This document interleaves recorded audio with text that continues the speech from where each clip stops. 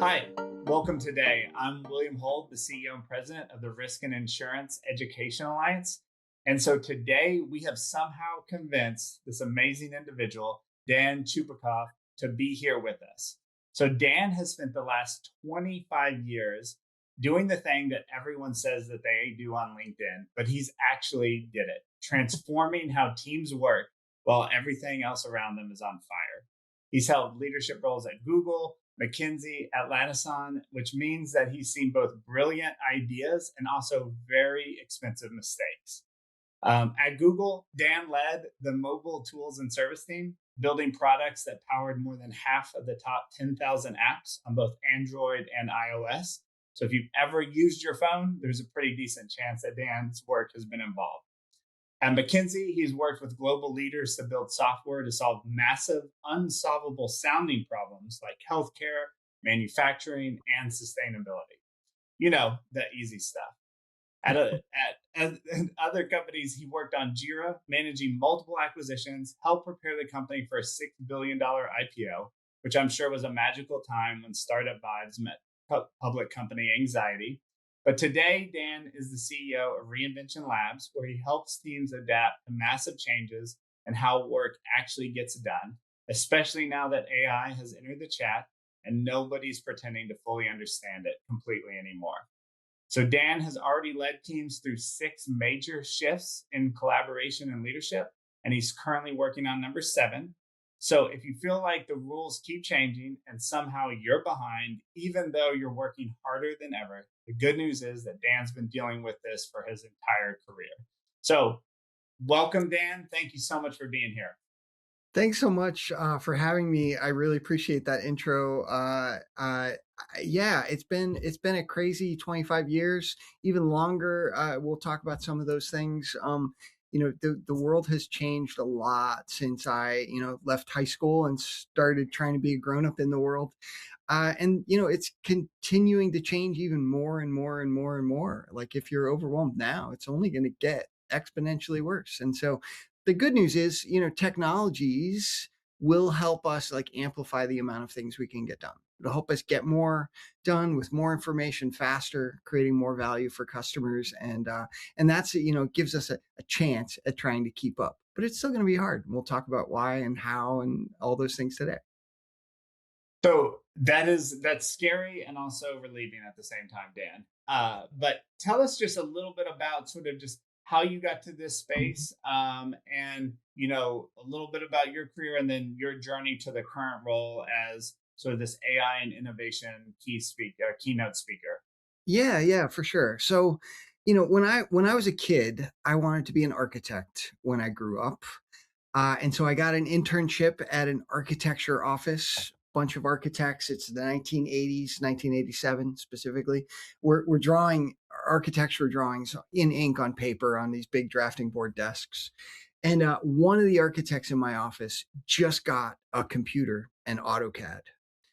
Brand new version. It had just come out. None of the architects were using it. It was like revolutionary in the industry, but it was also crude and rudimentary. It barely worked. It broke all the time. They didn't know how to use it. Um, that was my first introduction to work.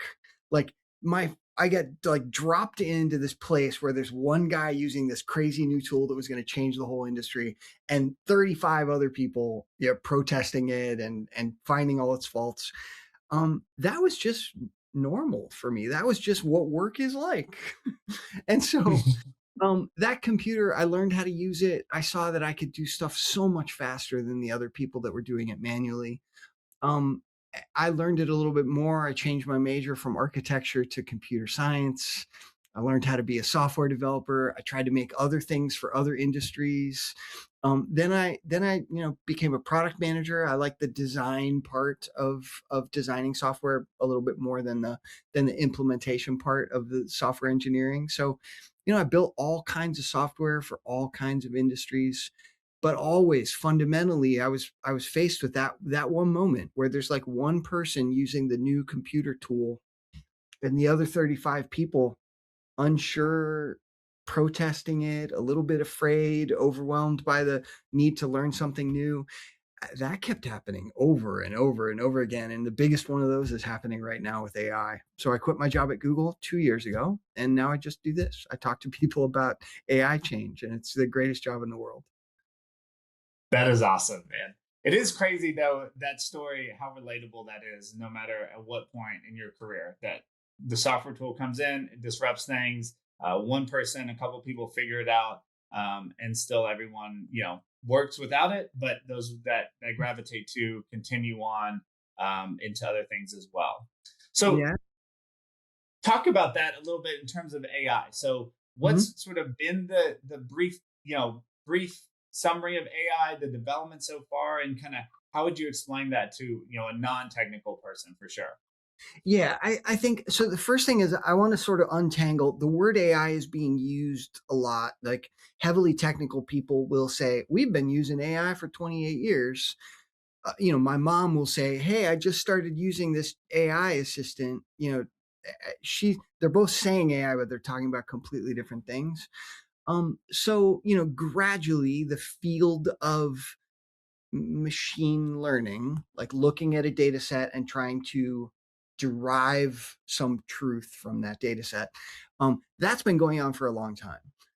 The new thing, though, is wrapping fancy, sophisticated machine learning with a chat based assistant. That's really, really new. And what it's essentially doing is democratizing access to sophisticated machine learning stuff.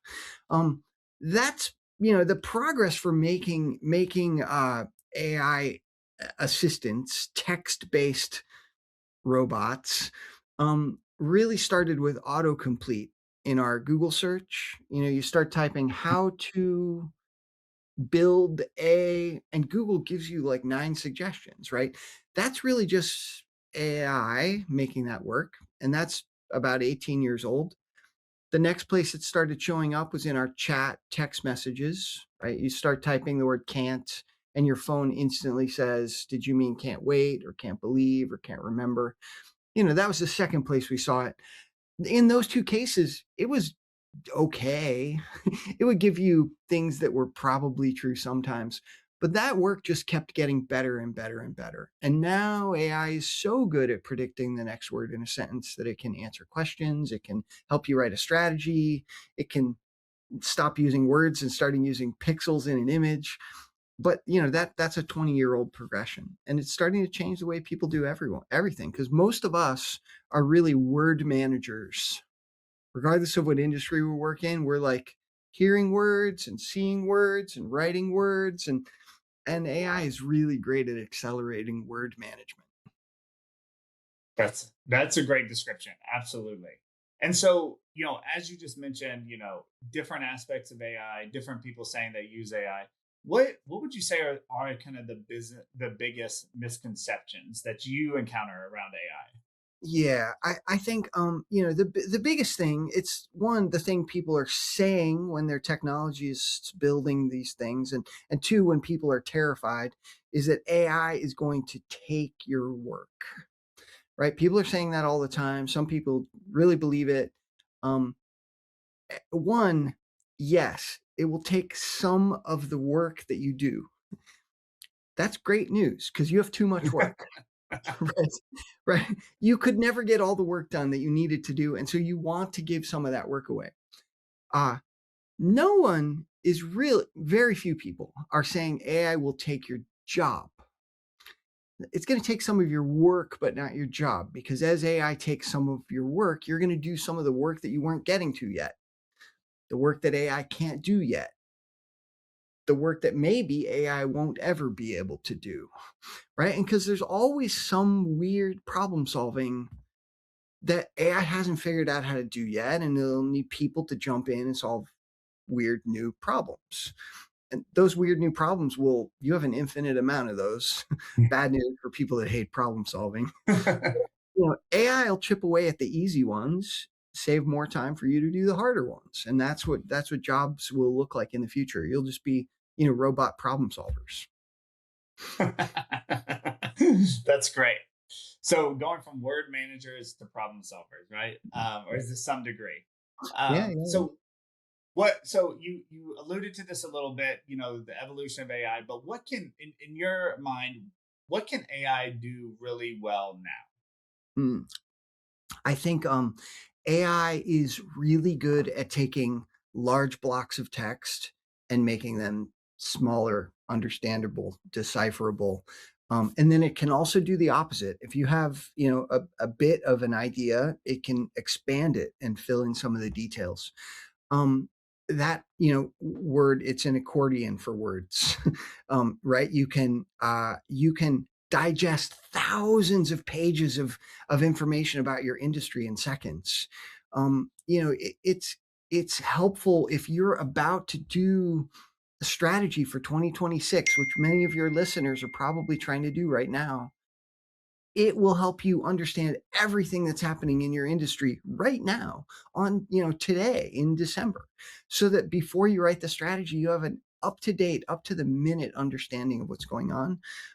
It's wonderful at that. And so, for those of you that like to read blog posts, or like to read books, keep up with the morning news for stocks or industry publications, it's great at accelerating your ability to do that exponentially better than it ever was.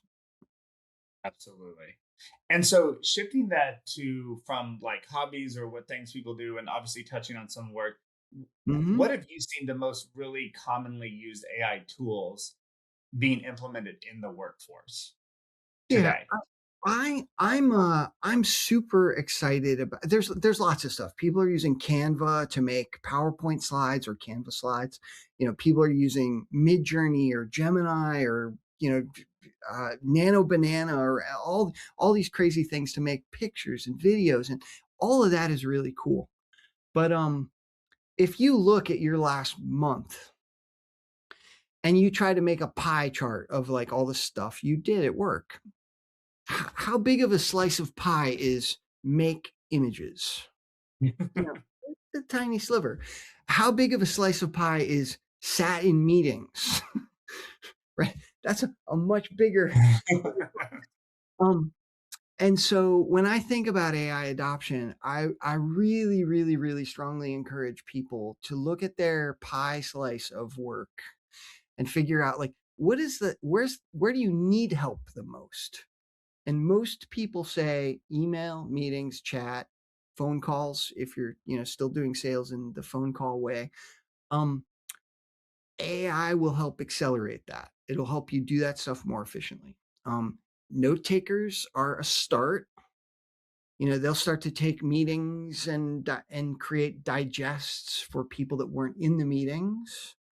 So that if you're what I call a meeting spectator, where you're going to go to the meeting and listen and try to take it all in, you're not driving, you should stop going to that meeting. You should read the meeting notes later, scan the transcription, listen to the recording at triple speed, and start saving that meeting spectator time from your calendar. Um, it'll start to allow people to stop having meetings over and over again. You have a discussion at work, but there was one stakeholder that was on vacation, so next week you kind of have the discussion again. You rehash decisions when everyone wasn't completely aligned. Those kinds of stuff will get more efficient. Meetings right now in the US, we spend about 1.5 billion hours of time every week in meetings, email, and chat. If we could just make that 1% better, that's like hiring a couple more people for your team. And you should focus on that. That's probably the biggest opportunity. Absolutely. That's a great point. I always love talking with technology people like yourself, where I feel like no industry does it better breaking down problems into more bite-sized pieces and then saying, what can we really, let's not solve for there's no magic bullet ever, right? How do Right, we break it down to then, incrementally get better or improvements? right, right, right. So always very interesting on those things.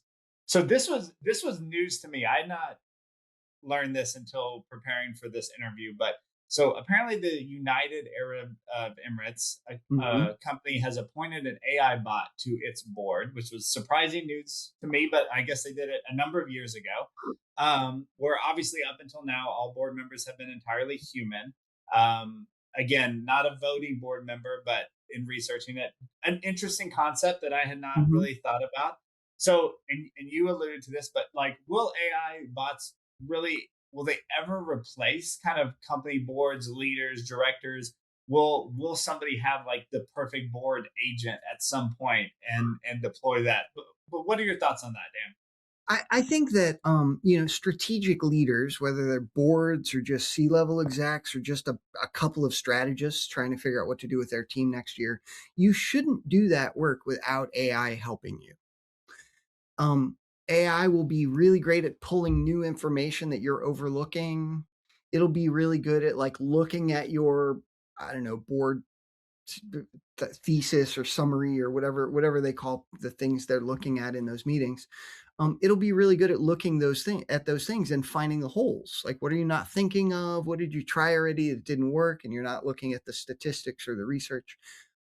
AI will be great at filling in those gaps. Um, AI will be less great at helping you create a new future that doesn't exist. And so if what you want out of a board member or a executive or a strategist or just a peer is let's figure out how to reinvent this industry. AI bot is not going to do that for you. It's looking at the training data from the last 25 years. It'll help you carry the trends that it learned forward into the future. And it'll help you brainstorm crazy ideas, right? I'm not saying it can't imagine new things, but it doesn't know which of the trillion new futures you want, right? Which of those futures align with your ethics, your beliefs, your desires, your hope, the memories of the things you're trying to avoid. I will never be able to do that. It's a training data optimization engine, and it only looks at the past. And so, you should bring an AI agent into your board meeting. Should you let it vote? I don't think you should. That is great. That is absolutely great. So, you mentioned earlier, jobs will not be replaced. But if you had to kind of, in your, magic ball that I'm sure you have that you peer into, what kinds of actual whole jobs do you think would be likely to disappear as AI tools become more increasingly implemented, as well as obviously more intelligent with more capabilities? Right, right, right. So the answer to that question is exactly in proportion to the amount of problem solving and high level decision making and strategy in that work. So if you are doing very repetitive work that's often the same, but new customers need that thing done, those things are slightly at risk. The example I use sometimes is photographers. So you're a photographer and you take pictures of, I don't know, fruit on tables and you sell those pictures to Crate and Barrel, right? That's a commodity level piece of work, right? You put different pictures of fruit on, different prints and different, sell them at different stores, but that's going to go away. Photographers don't go away, but photographers should stop taking pictures of fruit on tables and they should start taking pictures of a couple getting engaged for the first time ever. Right? You don't want an AI picture of what you might look like while getting engaged on a beach in Fiji, right? Like that, you don't want that, right? So you should switch from commodity level photography to higher level emotion packed photography problem solving challenges.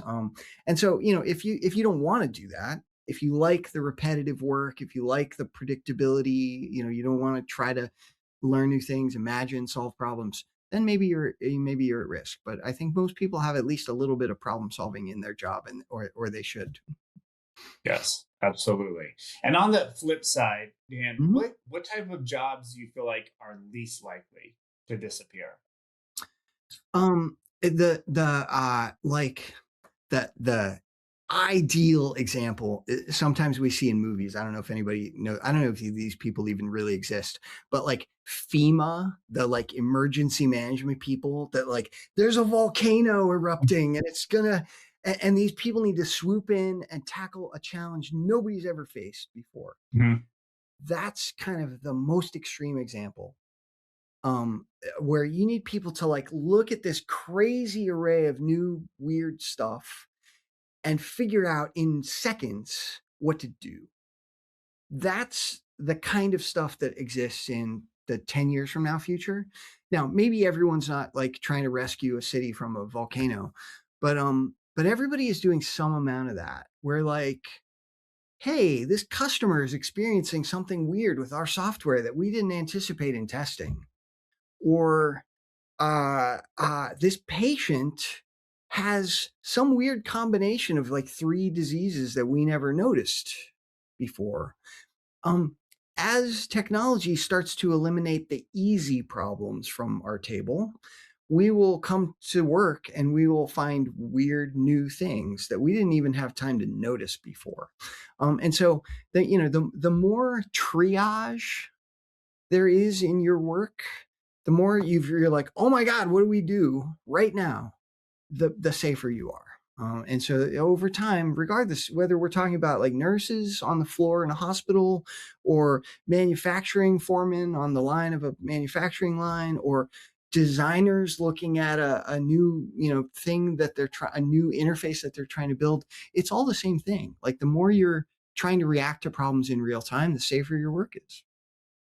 Absolutely. And how about any thoughts then too on like the human connection aspect of work? Like obviously in the risk and insurance world, Mhm. unfortunately people have losses, right? So being able to be a human, connect with that person with a loss, realize that yes, the worst day of your life can happen and there are people that empathize with you, that care about you and have the hopefully the knowledge and the expertise to put you back to where you were. Yeah, yeah, yeah. So that's going to be a phenomenon that'll appear lots, not just in in risk and client relationship uh, triage, but in lots of places. All this AI stuff that's happening, all this AI automation, like the messages you get in your email, the posts you read in LinkedIn, the claims adjustment report that you get back, all that stuff's going to be AI generated. And so that's going to create a burgeoning need for human connection, right? There's another speaker on the internet. Her Instagram handle is Ask Cat CAT GPT. Her name is Catherine at Cat GPT. It's a great channel to follow. She's wonderful. She refers to something which she calls the analog renaissance. All this AI stuff in the world is going to force a desire for people to talk to each other in person again. Because nothing else will be real. Everything else will be so AI augmented that it will feel like a machine, like talking to your ATM and asking for advice. Right. That will change the way client to salespeople, client to agency relationships look, right? People will value in-person discussions, not even in person. It could be like this conversation that I'm having with you today feels real and genuine. And that will feel a lot more genuine than just like some AI generated bot talking on LinkedIn in a video. And so people will want relationships because those AI will chip away at the relationships that we get to experience in the world. And so we'll value them more highly. Absolutely. And within this kind of new world and the future of work, what what what is it going to really look like to work with AI? I mean, I know we were at a conference several years ago, and they're talking about middle-sized business is going to have between 3 and 15 AI tools that they use on it. And at the time, it's like, well, there's only Chat GPT, so how are we going to have more than that? But Yeah. what is that really, on sort of like an everyday experience really going to look like as AI continues to mature? Yeah, I think so. Generally, every piece of software will just become AI powered. And so Yeah. if you're a team that has an email client and you Google search some things sometimes, and you have a CRM system, and you have a claims processing system, and you also use PowerPoint sometimes, and you also use your phone, all eight of those things will be AI powered. And so, yes, you'll be using eight AI powered tools, but they're already the tools you're using. And so it won't look that different than now. You'll still have the same breadth of tools. Maybe you will have an AI assistant, like ChatGPT is fairly new, I guess. But little by little, it's really just replacing Google search. It's just more capable, and you ask it more questions, and it becomes a dialogue instead of just a one-shot search. So I don't think the behavior of people will change that much. Um, and the tool set that people are using won't change that much. What will change, though, is the when people look at a piece of software right now, and the software, you click a button and then the software gives you some information back. In the non-AI world, that software was very precise, empirically true, and if it wasn't, it wasn't shown to you. In the AI world, we're dealing with probability now. We have probability based question answering. And there's very little in the world that we're 100% in alignment on, right? And so the probability of the information that you're looking at is, 99% at best. And maybe sometimes it's 5% probable. It's like, mortality tables for life insurance companies or health insurance companies. We all know that, like, we don't know the age of mortality for people, but we're using our best guess based on the predictive trends, and we're going to make the best decisions we can based on that. Um, Now, all of the decisions that you do in life and in work are going to be like that, where you're like, it's probably true. It's probably somewhere close. And you'll get to decide if that's good enough or not. And only you know the probability that you need for each decision that you're trying to make, because your probability of certainty swings wildly based on whether you're, you know, taking a gamble on something new or just trying to get something done with certainty. Absolutely. That's fascinating. When you also look at some of these organizations, including ourselves, building kind of on LLM models, tools that are out there, do you see any kind of evolution coming down with that, with companies tagging on building proprietary models, not maybe just the models but the data obviously that they're putting in the models, that would only be available to customers versus the general public? Any thoughts around that, or what is that looking like? Yeah, I think that you will ultimately see like this cascading array of models where, like, the world should have one model or maybe two, so we have choice, that tells us how to translate from English into Spanish. Right? Like we don't need proprietary models that do that, right? We need one that we all can rely on, so we can open source it, we can vet it with people that speak both languages, and all that stuff can up level it so that it's a global model that serves the world, right? Then you might need an industry specific model, like an alliance of people from multiple organizations might get together and create an industry wide model that helps serve that industry with some of the specifics that aren't available in the bigger global world model. Then each company might want to have some proprietary advantage, some of their own intellectual property that's not shared with the whole alliance. And right, those people will build that model. And then individually, I am talking to my model all the time on my phone, and it learns stuff about me that I don't need to share with the whole world. So I'll have a personal AI model as well. Those four models will be interacting with each other all the time. You'll need all four of them most of the time, and you'll make each of those four models better and better and better over time. So that's how I imagine it. That's fascinating. Absolutely. All the models are coming Right. together. Right. Yeah. Yeah. Yeah. And one of the biggest complaints that I'm sure you hear way more than me, but you constantly hear, or you're at a party and somebody says, yeah, well, I used AI and it told me something crazy, or it made something totally up that wasn't true. Do you still see that happening? Will this ever get fixed? Yeah. So there's in my talk, I tell a story about 11 years ago, actually 12 now. 12 years ago, there was somebody on Reddit trying to make pizza. Pizza wasn't coming out the way they wanted. The cheese was sliding off their pizza. And so they asked Reddit hey, how do I make pizza so the cheese doesn't slide up when you try to pick the slice up? Um, Somebody on Reddit said put glue in the cheese, right? And that'll make it stick. Um, Everybody on Reddit thought that was the funniest thing they ever heard, so they all upvoted it, and it's now the number one answer.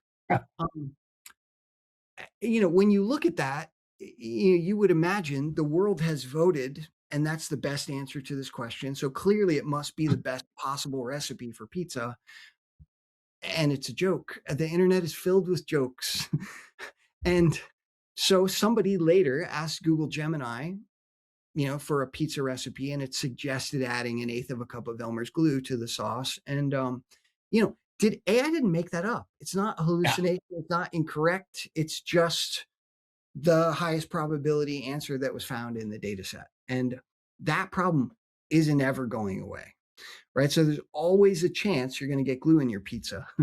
um, we should recognize that AI is learning from this sea of answers on the internet, and the internet is filled with jokes and sarcasm and trolls and novices and experts, but all five of those answers are mixed together in the training data soup.